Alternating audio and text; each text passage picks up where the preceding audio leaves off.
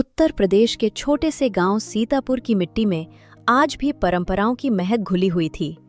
मगर इन्हीं परंपराओं के बीच कुछ ऐसी कुरीतियां भी जड़ें जमा चुकी थीं, जो समाज को अंदर ही अंदर खोखला कर रही थीं।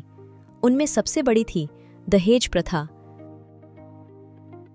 गांव की कच्ची पगडंडियों पर हर सुबह बैलगाड़ियों के पहियों की चरमराहट गूंजती थी। नीम के पुराने पेड़ के नीचे बैठा रामपाल, करीब 60 वर्ष का साधारण किसान, अपनी फटी हुई धोती और झुर्रियों से भरे चेहरे के साथ आसमान की ओर ताकता रहता। उसकी आंखों में एक अनकहा सवाल तैरता था, क्या बेटी पालना सचमुच पाप है? रामपाल की एक ही संतान थी मीना। मीना चंचल भी थी, होशियार भी और पढ़ाई में हमेशा आगे रहती थी। उसकी माँ का साया तब ही उठ गया था जब वह सिर्फ 3 साल की थी। तभी से रामपाल ने उसे माँ और बाप दोनों बनकर पाला। खेत की जुताई से लेकर घर के चूल्हे तक सब कुछ अकेले संभालते हुए उसकी आंखों में बस एक ही सपना पलता रहा, अपनी बेटी मीना को पढ़ा लिखाकर उसका भविष्य संवारना। रामपाल हमेशा कहा करता था, मेरी बेटी किसी के घर दहेज में नहीं जाएगी, बल्कि अपनी काबिलियत से दुनिया जीतेगी। सीतापुर गांव की गलियों में सुबह सुबह जब औरतें कुएं से पानी भरने जातीं, तो उनकी बातचीत में अक्सर यही चर्चा होती। अरे विमला, सुना तूने? रामपाल की बेटी अब बड़ी हो गई है, लेकिन आज तक उसकी शादी नहीं की। कहते हैं बिना दहेज के ही बेटी को ब्याहेगा। अरे कोई लेगा भला ऐसी लड़की? इतना घमंड भी ठीक नहीं। जनाना चीज है, आखिर कभी न कभी तो भेजनी ही पड़ेगी। आज के जमाने में बिना दहेज की शादी हुई है क्या? देखना रामपाल कैसे करेगा अपनी बेटी की शादी बिना दहेज के। रामपाल चुपचाप सब सुनता रहता। गांव वालों के ताने अब उसके लिए नए नहीं थे, आदत सी हो गई थी उसे। मगर उसकी यह चुप्पी उसकी कमजोरी नहीं थी, बल्कि उसकी जिद और हिम्मत का हिस्सा थी। गांव में यह पुरानी सोच गहरी जड़ें जमा चुकी थी कि लड़कियों को 5वीं कक्षा से आगे पढ़ाना पाप है। लेकिन रामपाल जानता था कि उसकी बेटी का भविष्य इन पुरानी बेड़ियों से कहीं बड़ा है। रामपाल, फालतू में पढ़ाई पर पैसा बर्बाद मत करो। यही पैसा अपनी बेटी के दहेज के लिए बचा लो। अब तो वह ब्याह लायक भी हो गई है। वैसे भी लड़कियां घर के काम करने के लिए होती हैं, किताबों के लिए नहीं। तुम जो कर रहे हो उससे हमारे गांव की बाकी लड़कियों पर भी बुरा असर पड़ेगा। देखिए भाई, ये मेरी बेटी है। उसे पढ़ाना है या नहीं, ये मेरा फैसला है। आपकी बेटी है, आप जैसे चाहें वैसे करें, लेकिन मैं अपनी बेटी को जरूर पढ़ाऊंगा लिखाऊंगा। और याद रखिए, एक दिन ऐसा आएगा जब आप खुद सोचेंगे और अपने विचार बदलने पर मजबूर हो जाएंगे। देख लेना रामपाल जी, एक दिन खुद सोचोगे, काश मैंने तुम्हारी बात मान ली होती। तुम्हारी बेटी तुम्हें मुसीबत में डालेगी और उस दिन तुम पछताओगे। रामपाल ने गांव वालों की बातों पर ध्यान नहीं दिया और अपनी बेटी मीना का दाखिला शहर के स्कूल में करा दिया। अब उसकी दिनचर्या पूरी तरह बदल चुकी थी। स्कूल घर से लगभग 5 किलोमीटर दूर था। मीना अभी छोटी थी, रोजाना साइकिल चलाना उसके बस की बात नहीं थी। दूसरी तरफ रामपाल की उम्र भी करीब 65 साल हो चुकी थी। अब उसके लिए भी रोज साइकिल चलाकर मीना को स्कूल छोड़ना और लाना आसान नहीं रहा। इसी वजह से वह रोज सुबह मीना को पैदल स्कूल छोड़ने जाता और दोपहर को वापस घर लेकर आता। लेकिन यह बात गांव वालों को खटकने लगी।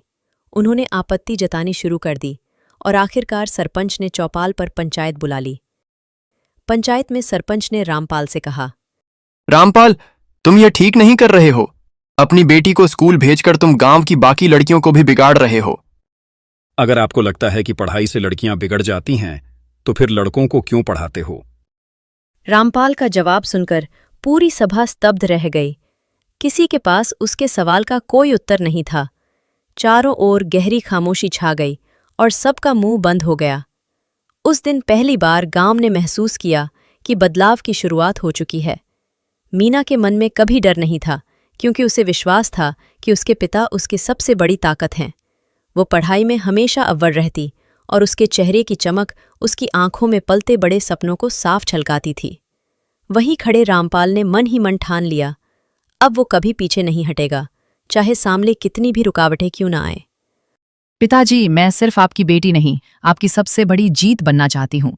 आप पीछे मत हटिएगा। ये लोग चाहे कितनी भी धमकियां क्यों न दें, आपकी बेटी एक दिन आपको जीत कर दिखाएगी। मेरी बेटी जब कलेक्टर बनेगी तो मैं इसी चौपाल में बैठकर सबको गर्व से बताऊंगा। अगर ऐसा न हुआ तो मैं यह गांव छोड़ दूंगा और कभी किसी को मुंह नहीं दिखाऊंगा।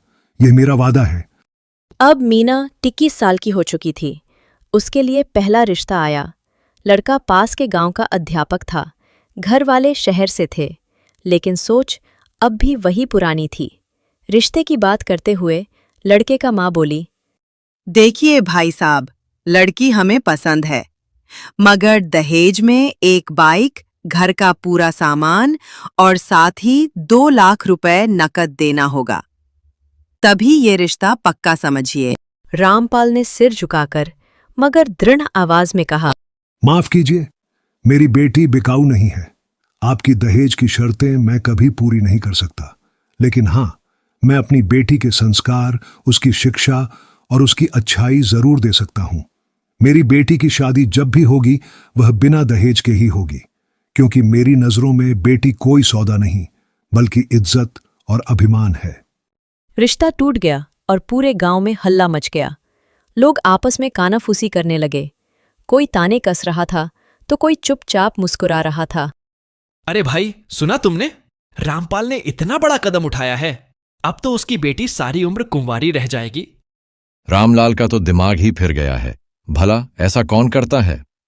रामलाल चुप रहा, लेकिन उस रात उसने आसमान की ओर देखते हुए कहा, हे भगवान, मेरी बेटी की असली कीमत आज कोई नहीं समझ रहा, पर एक दिन वही अपनी पहचान और कीमत पूरी दुनिया को बताएगी। भगवान, मेरी बेटी की किस्मत में क्या लिखा है? अगर वह कामयाब नहीं हुई तो ये गांव वाले न मुझे जीने देंगे न मेरी बेटी को। मीना अब गांव की पहली लड़की बन गई थी जो स्नातक की पढ़ाई के लिए शहर जा रही थी। ये फैसला रामलाल के लिए बिल्कुल आसान नहीं था और चारों ओर लोगों की बातें होने लगीं। लड़की को अकेली शहर भेज दिया। रामपाल का दिमाग तो बिल्कुल खराब हो गया है। अगर कल को कुछ अनहोनी हो गई तो इसकी जिम्मेदारी कौन उठाएगा? रामपाल इन बातों से बिल्कुल भी नहीं डगमगाया। उसने अपनी बेटी को खुद बस स्टॉप तक छोड़ा और जाते समय बस इतना ही कहा, बेटी, याद रखना, तुम ही मेरा आत्मसम्मान हो। दुनिया चाहे कुछ भी कहे, लेकिन तुम कभी खुद से मत हारना। हमेशा हिम्मत बनाए रखना। मीना की आंखें भर आईं। यह पहली बार था जब वह पिता से दूर जा रही थी, लेकिन उसके दिल में पिता का दिया हुआ हौसला हमेशा साथ था। शहर का कॉलेज उसके लिए एक बिल्कुल नया अनुभव था। यहाँ लड़के और लड़कियां बराबरी से पढ़ते, अपने विचार खुलकर रखते। मीना ने खुद को पूरी तरह किताबों में डुबो दिया। उसकी दिनचर्या तय हो गई थी। सुबह 5 बजे उठना, नाश्ता खुद बनाना, फिर कॉलेज जाना, उसके बाद लाइब्रेरी और देर शाम कमरे पर लौटना। पढ़ाई के साथ साथ उसने यूपीएससी की तैयारी भी शुरू कर दी। मीना जानती थी कि अधिकारी बनकर ही वह अपने पिता की उम्मीदों को साकार कर पाएगी। हर हफ्ते वो पिता को चिट्ठी लिखती, पिताजी, मैं हर दिन खुद को आपकी मेहनत के लायक बनाने की कोशिश करती हूँ। दहेज नहीं, मैं आपको गर्व दूंगी। उधर गांव में रामपाल बिल्कुल अकेला पड़ गया था। खेत वही थे, काम वही था, लेकिन बेटी के बिना घर सुनसान सा लगता। ऊपर से गांव वालों की बातें अब और जहरीली हो चली थी। अपने पिताजी से इतनी दूर रहकर मीना का मन भी कई बार विचलित हो जाता। पढ़ाई में पूरा ध्यान नहीं लग पाता, लेकिन उसने हार नहीं मानी। हर मुश्किल घड़ी में पिता की सीख और उनका भरोसा उसे फिर से खड़ा कर देता। मीना ने तय कर लिया था, वह चाहे कितनी भी बाधाएं आएं, हिम्मत नहीं छोड़ेगी और अपने सपनों को पूरा करके ही दम लेगी।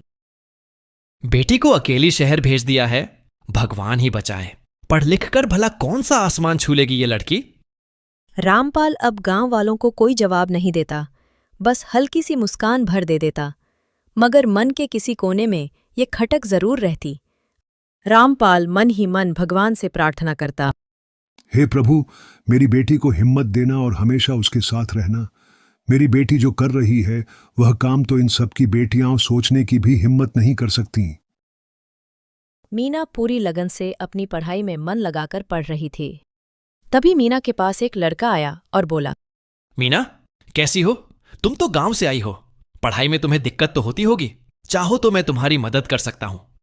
मीना ने तुरंत जवाब दिया, नहीं, मैं बिल्कुल ठीक हूँ, मुझे किसी मदद की जरूरत नहीं है।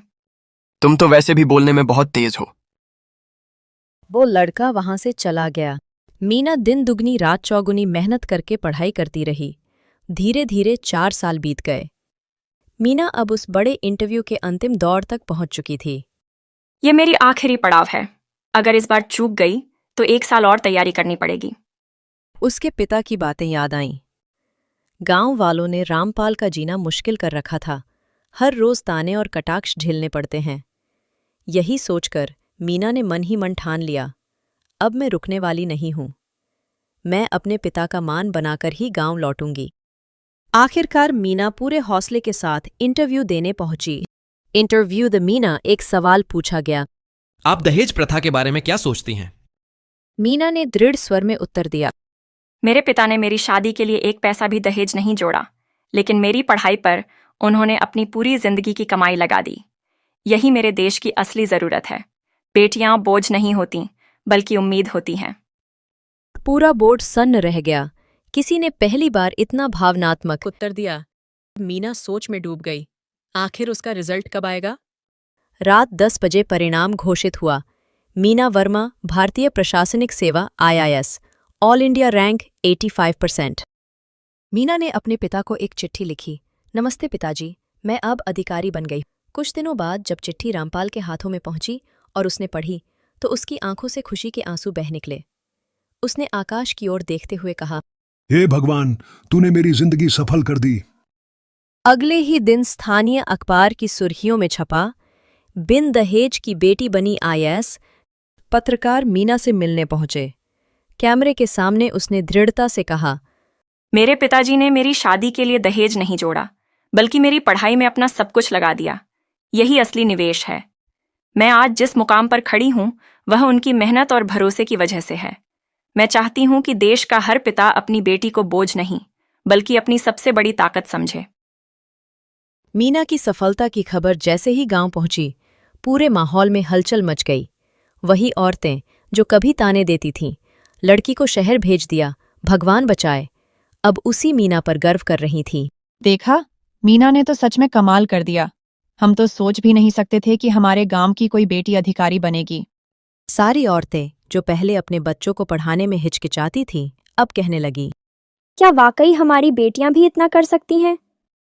हमें भी अपनी बेटियों को पढ़ाना चाहिए। मीना ने साबित कर दिया कि बेटियां किसी से कम नहीं होती।